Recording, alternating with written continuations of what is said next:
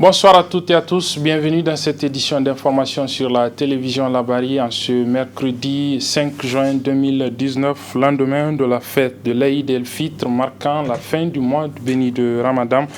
Nous sommes donc au deuxième jour du mois de Shawwal, un mois dans lequel il est recommandé pour les musulmans ayant suivi le jeûne du mois béni de Ramadan, d'observer également 6 autres jours de jeûne surrogatoire.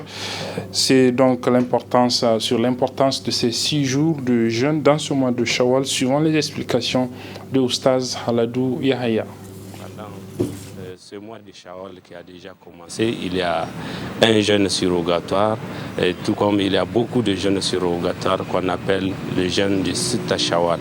Sitta Shawwal, c'est 6 jours de jeûne qu'on peut observer, 6 jours de jeûne surrogatoire pendant ce mois de Shawwal. On peut l'observer par intermittence, c'est-à-dire on jeûne, on interrompt, tout comme on peut jeûner les 6 jours d'affilée.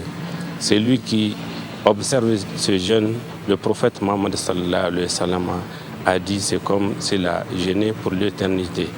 Donc jeûner pour l'éternité avec les 29 jours plus les 6 jours, ça fait 15 multiplié par 10, qui est un engagement d'Allah subhanahu wa ta'ala. Man ja'a bil hasanati falahu ashru amthaluha. Tout celui qui accomplit une bonne œuvre, Allah va la lui multiplier par 10. Donc on verra qu'on a l'équivalent d'une année de jeûne. Mais Allah subhanahu wa ta'ala a promis également de multiplier par 700 les bonnes œuvres, donc on aura beaucoup à gagner pour la communauté du prophète Mohammed sallallahu alayhi wa sallam, dont l'âge tourne autour de 70 ans. Donc c'est un jeune parmi tant d'autres, celui de Sitta Shawwal. Il y a le jeûne de Zulhijjah, de la journée de Arafat et même de la première décade qui sont des jeûnes surrogatoires. C'est une décade où les bonnes œuvres sont récompensées, où Allah subhanahu wa ta'ala pardonne les péchés d'une année antérieure et d'une année future. Il y a également le jeûne de Ashura, celui du mois de Muharram, qui est l'occasion de la chute de Pharaon Ramsès II face au prophète Moussa. Il y a le jeûne du lundi et jeudi du 13, 14, 15 de chaque mois lunaire. Il y a le jeûne du célibataire.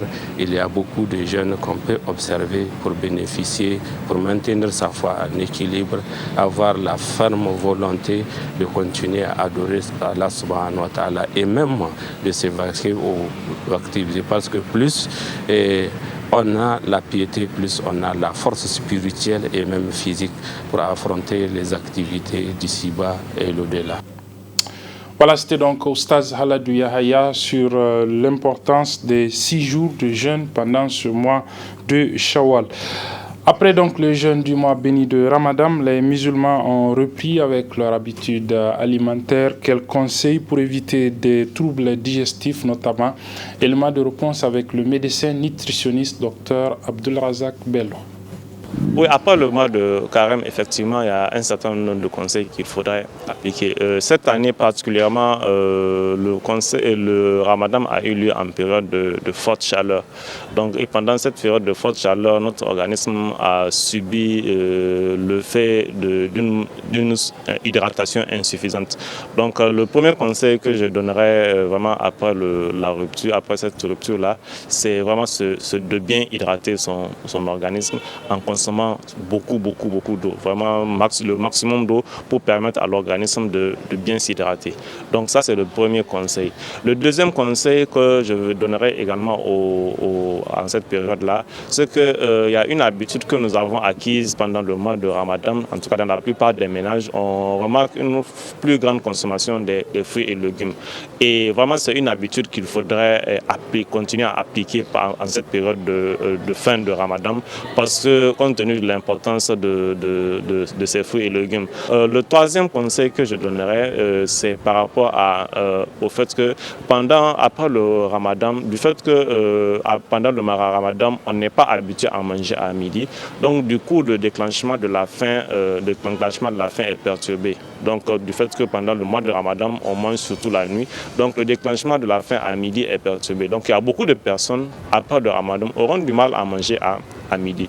Donc il faudrait savoir provoquer la faim. Et pour provoquer la faim, le conseil qu'on donne souvent, c'est vraiment de faire fonctionner le mécanisme visuel de la faim. Autrement dit, pour les personnes qui ont une perte d'appétit, c'est vraiment d'avoir le repas à côté, d'avoir des repas à côté. Donc ça va petit à petit, ça va amener l'organisme à retrouver son équilibre. Le quatrième conseil également, après cette période de Ramadan, il faudra également éviter de retomber dans les excès. Donc c'est pour cette raison, pour permettre à ce que l'organisme s'habitue progressivement à la pause des repas dans la journée. Donc le conseil qu'on donnera, c'est vraiment de fractionner les repas, autrement dit, de prendre des petits repas plusieurs fois par jour que de prendre de gros repas en une seule fois, parce que là, ça peut entraîner d'autres problèmes, notamment les troubles digestifs. Voilà, c'était donc le nutritionniste Abdulrazak Bello qui donnait quelques conseils pour la reprise donc des habitudes alimentaires après ce jeûne du mois béni de Ramadan. Aujourd'hui, c'est la journée mondiale de l'environnement, une journée décrétée, comme vous le savez, par les Nations Unies pour promouvoir des actions de protection et de sauvegarde de l'environnement. À ce sujet, nos reporters ont interrogé ce matin un jeune de l'association de l'ONG plutôt Jeunes Volontaires pour l'Environnement sur la situation de la protection de l'environnement dans notre pays. Je propose de l'écouter. Vu les actions qui se font aujourd'hui, tout de suite, je vais parler de la ceinture verte par exemple, qui est en train d'être dégradée au profit des habitations sous les yeux de nos hautes autorités qui sont là. Et véritablement, je vais dire non. Je vais dire non aussi quand vous regardez aujourd'hui les mots qui sont en train de faire saillir, comment on appelle ça, le problème de l'environnement, notamment le problème énergétique. Vous savez que cette année, le thème de la Journée mondiale de l'environnement, c'est principalement la pollution de l'air. Alors la pollution de l'air, on le sait, c'est la principale cause de gaz à effet de serre et c'est ça qui est le problème du changement climatique. Et aujourd'hui au Niger, la principale source d'énergie, quand vous regardez, jusqu'à présent on n'est pas encore trop pleinement impliqué malgré certaines avancées sur les énergies vertes telles que les énergies solaires, mais beaucoup reste à faire. Beaucoup reste à faire à l'image. Quand vous regardez, au lieu de construire, faire des initiatives pour la construction des centrales solaires, on fait construire des centrales thermiques qui utilisent véritablement donc les gasoils. Ce sont des sources émettrices de dégagement des gaz à effet de serre. C'est véritablement trop choquant. Trop choquant dans ce sens où aujourd'hui, chaque année au Niger, entre mars, avril, mai et voire un peu juin, si la pluie tarde à venir, tout le monde sent le calvaire de la hausse de température. On le sent. Donc ça fait partie de certaines conséquences liées au changement climatique. Je pense que des actions doivent être faites surtout parce que c'est l'objet même de la Journée mondiale de l'environnement,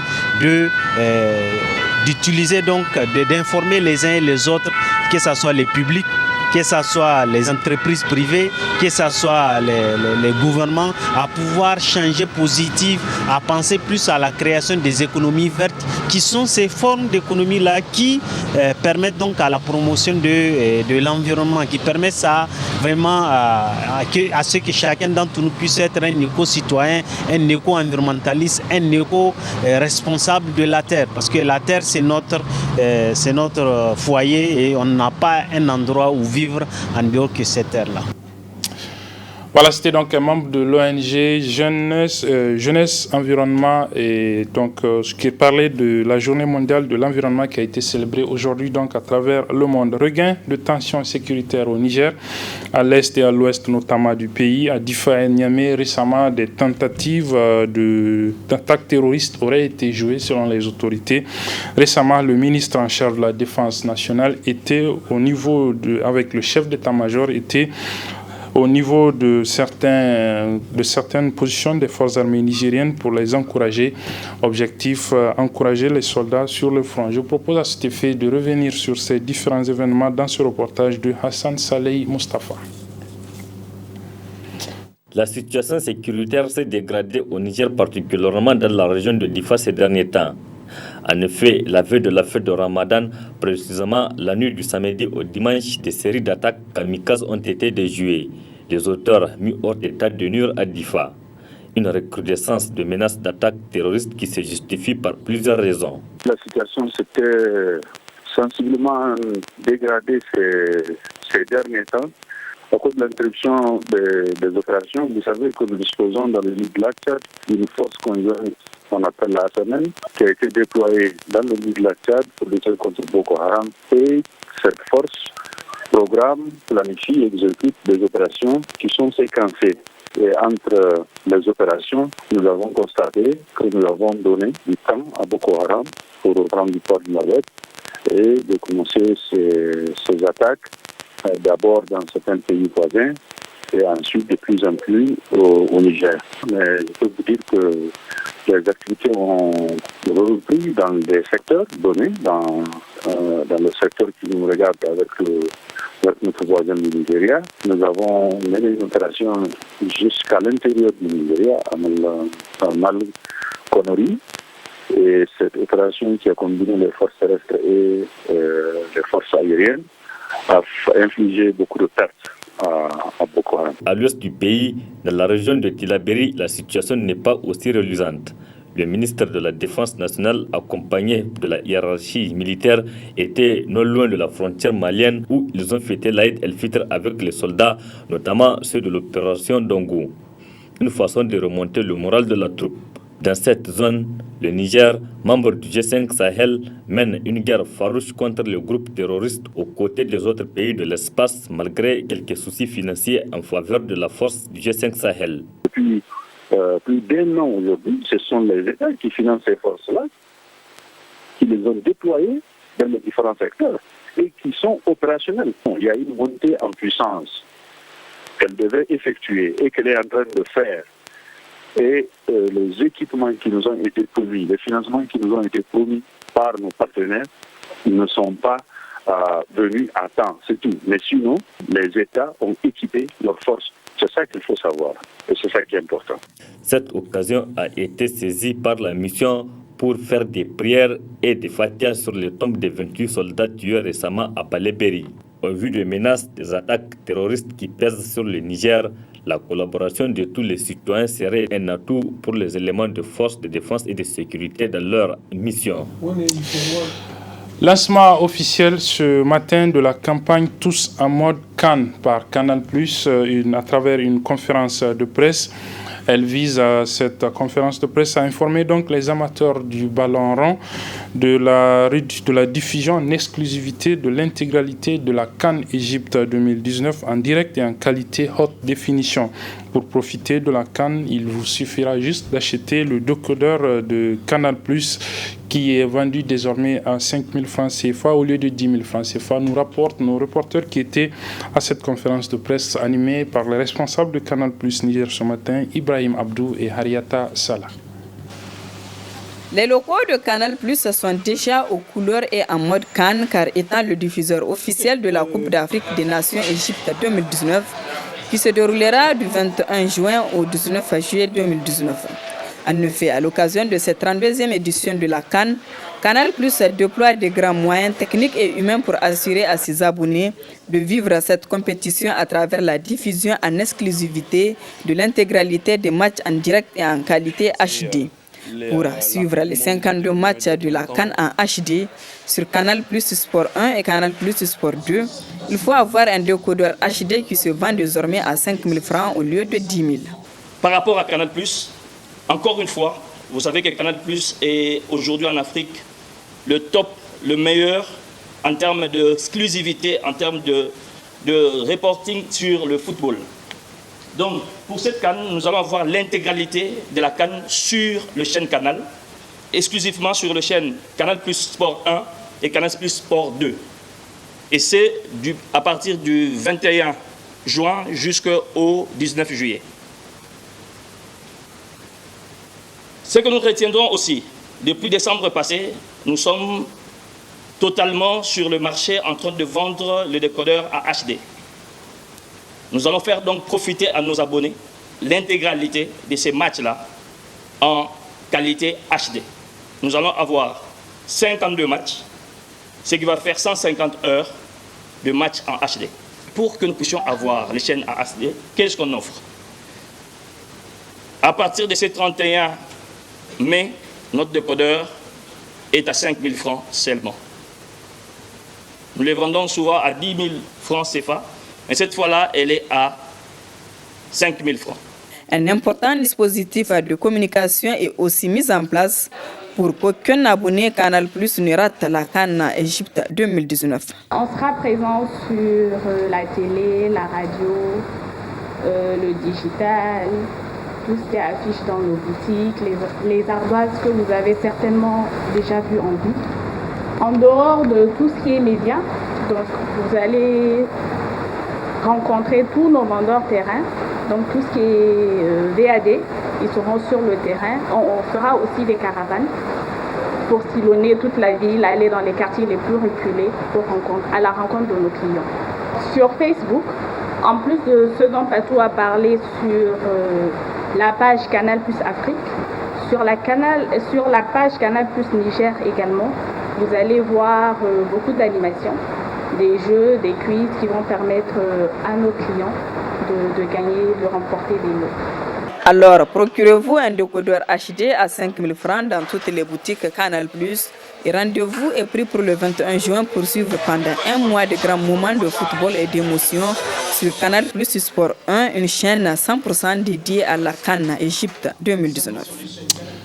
Voilà, c'est sur ce que se referme cette édition, mesdames et messieurs. Merci de l'avoir suivi. Très bonne suite des programmes sur la télévision.